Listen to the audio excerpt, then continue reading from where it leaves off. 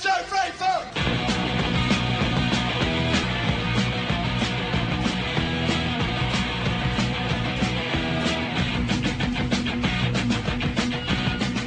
sommes contre l'immigration qui métisse notre culture. Quitte à taper sur les immigrés.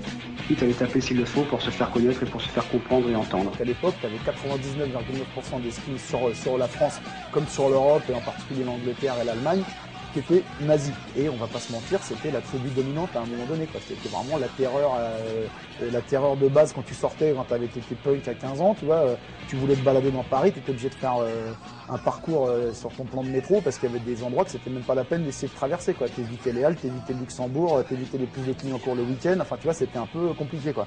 Donc il est temps qu'on s'organise nous aussi en bande, dont l'objectif serait l'antifascisme radical et faire changer en gros la peur de camp, quoi.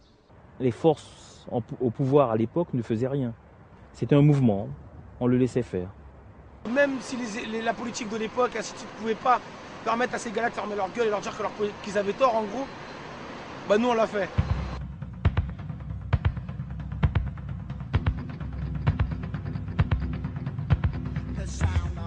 La grande différence, je pense, entre l'extrême droite et nous, c'est que nous, on chassait l'extrême droite.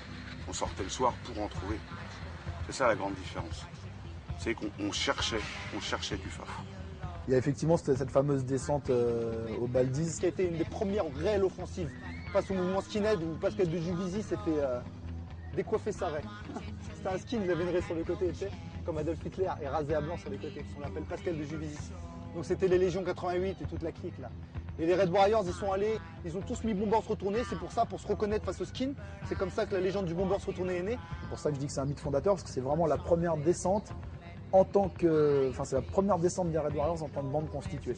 Alors voilà la descente, on est tous morceaux, parce que bon, c'est quand même au vin blanc. On est dans une Citroën Visa et on est 7 dans la voiture. Il y en avait même qui étaient dans le coffre. C'est-à-dire que si c'est pas toi qui descends leur ouvrir la porte, ils peuvent pas sortir de la voiture, tu vois. Et quand ils sont arrivés, ils ont foncé en caisse, ils sont tous sortis avec les battes de baseball et en bomber orange, ils ont tout déménagé.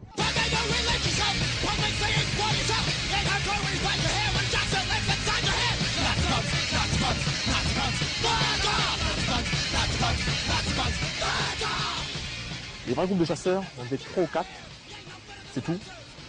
En tout, dans Paris, on a dû être moins d'une centaine. Et on est tous des frères. Il y avait vraiment une idée politique qui nous motivait tous, c'était de combattre le fascisme en France. Ça n'existe pas dans les autres pays. Enfin, tu vois, on est vraiment les premiers ici à Paris à avoir développé cette espèce de radicalisme militant et actif, cet activisme antifa dans la rue. Donc c'était que de la ruse, de l'armement, du nombre, des embuscades. Et on a fait notre travail. Notre objectif, c'était d'éliminer les skins de la capitale. Et à la fin, ma foi, je crois qu'on n'y est pas trop mal arrivé.